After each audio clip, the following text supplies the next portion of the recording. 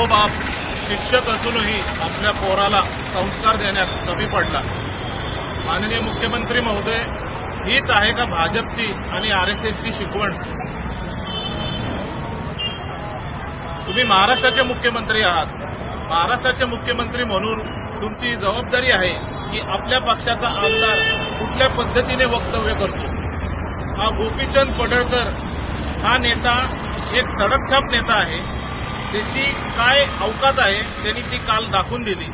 महाराष्ट्राचे ज्येष्ठ नेते माननीय जयंतराव पाटील साहेब यांच्यावरती त्यांनी अत्यंत अश्लील भाषेमध्ये टीका केली। त्याचा आम्ही राष्ट्रवादी युवक काँग्रेस कोथरूड विधानसभेच्या वतीने जाहीर निषेध व्यक्त करतो।